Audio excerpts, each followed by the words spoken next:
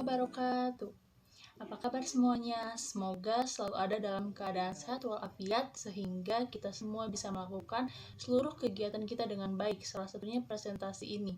Meskipun kegiatan presentasi kali ini harus dilakukan secara online. Sebelum itu, izinkan saya untuk memperkenalkan diri terlebih dahulu.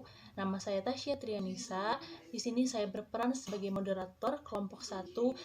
Sebelum memasuki sesi presentasi, di sini saya akan memperkenalkan terlebih dahulu pemateri kelompok 1. Yang pertama yaitu ada Prasasti Trikusumawati yang akan menjelaskan materi pertama.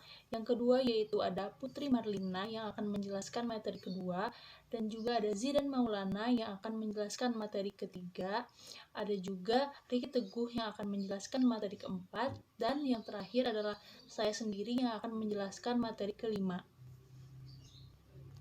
Baik, langsung saja untuk pemaparan materi yang pertama akan disampaikan oleh Saudari Prasasti Trikusumawati.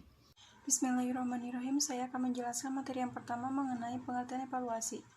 Cara etimologi, evaluasi berasal dari bahasa Inggris, yaitu evaluation, dari akar kata value yang berarti nilai atau harga. Dalam bahasa Arab disebut al-qiyamah atau al-taqdir yang bermakna penilaian atau evaluasi.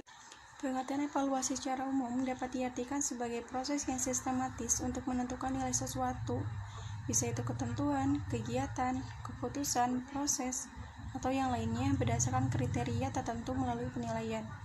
Untuk menentukan nilai sesuatu dengan cara membandingkan dengan kriteria, evaluator dapat berlangsung membandingkan dengan kriteria umum. Dapat pula melakukan pengukuran terhadap sesuatu yang dievaluasi, kemudian membandingkan dengan kriteria tertentu. Materi yang kedua mengenai pengertian pembelajaran. Pengertian pembelajaran secara umum adalah proses interaksi antara peserta didik dengan pendidik pada suatu lingkungan belajar yang meliputi guru dan siswa yang saling bertukar informasi. Sistem pendidikan nasional. Pendidikan adalah usaha sadar dan terencana untuk mewujudkan suasana belajar dan proses pembelajaran untuk peserta didik agar secara aktif dapat mengembangkan potensi dirinya untuk memiliki kekuatan spiritual, keagamaan, pengendalian diri, kepribadian, akhlak mulia, serta keterampilan yang diperlukan dirinya dan masyarakat. Pendidikan dan pembelajaran adalah dua istilah yang memiliki konteks berbeda dalam lingkup pekerjaan yang sama. Mahatma Gandhi melihat bahwa pendidikan dan pembelajaran merupakan dua hal berbeda tapi saling berkaitan. Pendidikan memberikan penekanan pada perubahan dan transformasi, tapi perubahan akan terjadi jika didukung oleh pengetahuan dan pemahaman terhadap pengetahuan baru. Adapun pemahaman akan pengetahuan baru hanya akan didapat melalui proses pembelajaran di sekolah di dalam kelas. Dengan demikian, pendidikan akan berhasil jika didukung oleh proses pembelajaran yang baik. Salah satunya interaksi dengan siswa, dengan sumber belajar, guru, atau sejawat siswa di dalam kelas. Sejalan dengan itu, Undang-Undang Nomor 20 Tahun 2003 tentang Sistem Pendidikan Nasional mendefinisikan pembelajaran adalah proses interaksi peserta didik dengan pendidik dan sumber belajar pada suatu lingkungan belajar. Pemaparan materi yang kedua akan langsung disampaikan oleh rekan saya Putri Marliana. Materi selanjutnya yaitu tentang pengertian PAUD non-formal. Istilah PAUD merupakan kependirikan dari pendidikan anak usia dini. Sudah sangat akrab di kalangan masyarakat, terutama pada masyarakat desa. Semenjak masyarakat berpartisipasi dalam penyelenggaraan pendidikan bagi anak sebelum anak masuk taman kanak-kanak atau TK. Pengertian PAUD menurut pasal 28 Undang-Undang Nomor 20 Tahun 2003 tentang Sistem Pendidikan Nasional atau UU Sisdiknas, pendidikan anak usia dini atau PAUD diselenggarakan dalam 3 jalur, yaitu jalur formal, jalur informal, dan jalur non-formal. Pada jalur non-formal, PAUD tersebar dalam taman kanak-kanak, kelompok bermain, dan satuan PAUD sejenis yang terbagi atas Bina Keluarga Balita atau BKB, tempat pembelajaran Quran atau TPQ, dan Taman Bina Anak Muslim atau TBAM.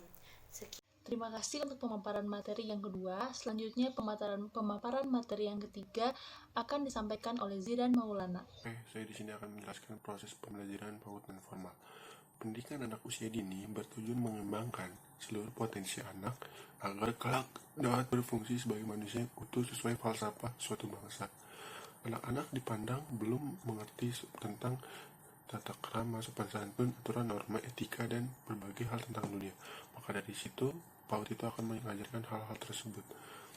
Proses pembelajaran anak usia dini dalam pendidikan non formal dapat dibentuk menjadi dua, yaitu kelompok bermain atau taman penitipan anak atau TPA. Kelompok bermain adalah salah satu bentuk PAUD jalur pendidikan non-formal yang menyelenggarakan program pendidikan bagi anak usia 2-6 tahun. Tapi biasanya sih cuma 2, 3, 4 tahun aja, karena 5 itu biasanya TK, 4, 5, 6 atau 4, 5, 6 itu TK, 7-nya SD. 7 tuh SD negeri, 6 tahun tuh udah bisa tuh kelas swasta.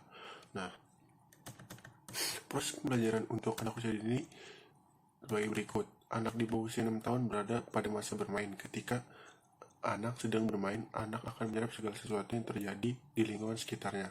Seperti kayak misalnya ketika kita punya adik atau kalian punya adik, kalian sedang bermain dengannya dan kalian tidak sengaja mengatakan kata-kata kasar. Karena di situ mereka akan mendengar dan langsung masuk otak, dan sebut aja dia bisa meniru, atau kita melakukan perlakuan yang tidak kurang baik dan dia juga bisa meniru. Maka dari itu berhati-hati ketika dekat dengan anak kecil, sebisa mungkin melakukan hal-hal yang baik saja. Nah, selanjutnya ada bermain sambil belajar, merupakan kebalikan dari belajar sambil bermain. Jika belajar sambil bermain lebih menekankan pada belajarnya, maka bermain sambil belajar lebih menekankan dari jenis permainannya. Pendidik perlu memahami karakteristik anak untuk mengoptimalkan kegiatan pembelajaran. Pendidikan dapat memberikan materi pembelajaran sesuai dengan perkembangan anak. Jadi tuh permainan itu yang membuat anak berkembang, jangan kayak permainan game online atau game perang-perangan yang seperti itu gitu. Kalau bisa mah gamenya yang bisa mengasah pola pikir anak, mengasah otak anak gitu. Selanjutnya ada proses pembelajaran harus berpusat pada anak. Pendidik harus menciptakan suasana yang bisa mendorong semangat belajar, motivasi minat, kreativitas, inisiatif, inspirasi, inovasi, dan kemandirian sesuai dengan karakteristik, minat, potensi, tingkat perkembangan, dan kebutuhan anak. Jadi itu ketika belajar, guru atau tutor ya, ngajarnya tuh harus kayak lebih interaktif, lebih semangat, karena kan mengajar anak-anak tuh emang butuh kesabaran tingkat tinggi, jiwa fun yang sangat tinggi juga, karena kan anak-anak tuh biasanya kalau kita lemes ya masa dia juga lemes gitu kan, makanya kita terus lebih semangat ketika mengajar anak-anak. Oke, segitu saja materi yang saya bisa jelaskan. Terima kasih untuk pemaparan materi yang ketiga. Selanjutnya pemaparan materi yang keempat akan disampaikan oleh Riki Teguh Jailani. Waktu dan tempat saya persilahkan. Baik, untuk selanjutnya yaitu tentang proses evaluasi pembelajaran PAUD non formal. Evaluasi yang dilakukan terhadap anak usia dini dapat diuraikan dengan penilaian sebagai berikut, yaitu yang pertama tentang bisa dinilai oleh tes. Menurut Jemari Mardavi pada tahun 99, tes merupakan salah satu cara untuk menafsirkan besarnya kemampuan seseorang secara tidak langsung, yaitu melalui respon seseorang terhadap stimulus atau pertanyaan. Tes juga merupakan salah satu alat untuk melakukan pengukuran, yaitu alat untuk mengumpulkan informasi karakter suatu objek. Objek ini bisa berupa kemampuan peserta didik, sikap, minat, maupun motivasi. Respon peserta tes terhadap sejumlah pertanyaan menggambarkan kemampuan dalam bidang tertentu. Tes merupakan bagian tersempit dari evaluasi. Untuk selanjutnya, yang kedua yaitu bisa dilihat dari pengukuran adalah kuantifikasi atau penetapan angka tentang karakteristik atau keadaan individu menurut aturan-aturan tertentu. Keadaan individu ini bisa berupa kesempatan kognitif, efektif, dan psikomotor. Pengukuran memiliki konsep yang lebih luas daripada tes. Kita dapat mengukur karakteristik suatu objek tanpa menggunakan tes, misalnya dengan pengamatan, skala rating, atau cara lain untuk memperoleh informasi dalam bentuk kuantitatif. Yang selanjutnya yaitu penilaian melalui assessment. Asesmen menurut Griffin and Nix pada tahun 91, penilaian memiliki makna yang berbeda dengan evaluasi. The text group on assessment atau disingkat TGAT mendeskripsikan asesmen sebagai semua cara yang digunakan untuk menilai untuk kerja individu untuk kelompok. Menurut Fafam pada tahun 95, ia mengeluarkan statement juga bahwa penilaian bisa mendefinisikan asesmen dalam bentuk konteks pendidikan sebagai salah satu sebuah usaha secara formal untuk menentukan status siswa berkenaan dengan berbagai kepentingan pendidikan.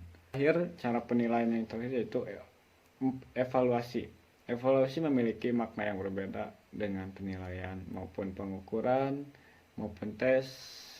Evaluasi memiliki cara tersendiri dengan melihat secara keseluruhan dalam menilai suatu objek. Terima kasih. Assalamualaikum warahmatullahi wabarakatuh.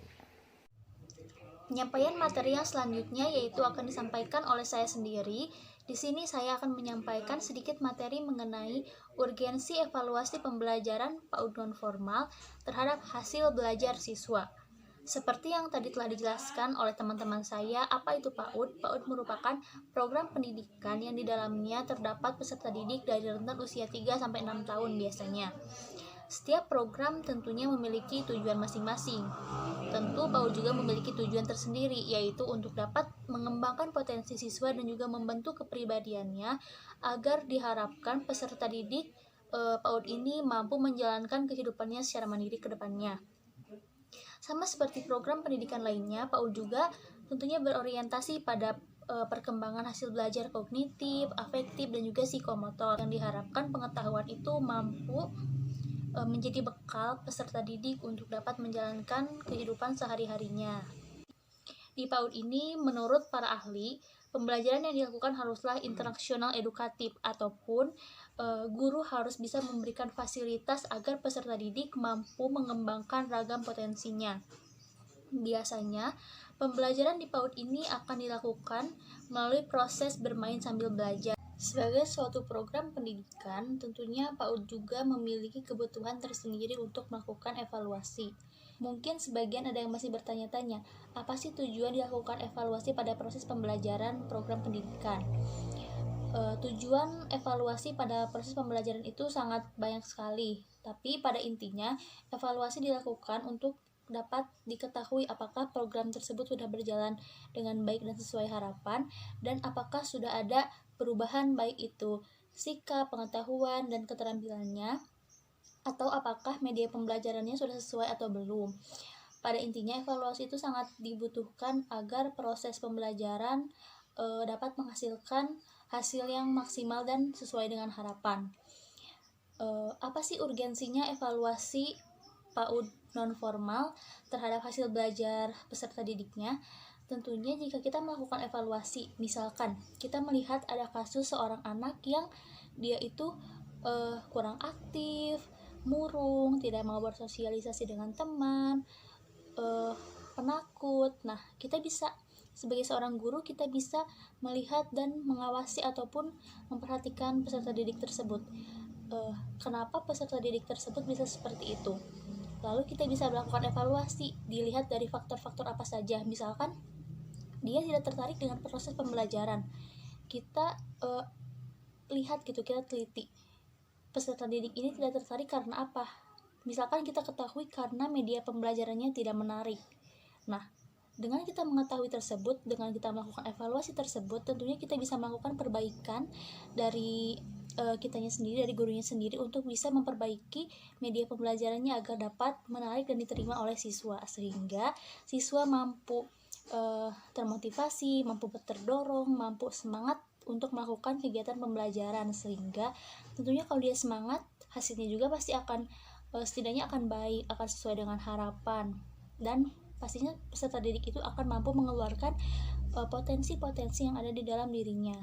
Nah, itu salah satu mengapa evaluasi pada PAUD non formal itu sangat dibutuhkan dan sangat penting untuk dapat meningkatkan hasil belajar dari siswa. Nah teman-teman, mungkin sekian pemaparan materi dari kelompok 1 mengenai urgensi evaluasi pembelajaran PAUD non formal terhadap peningkatan hasil belajar siswa.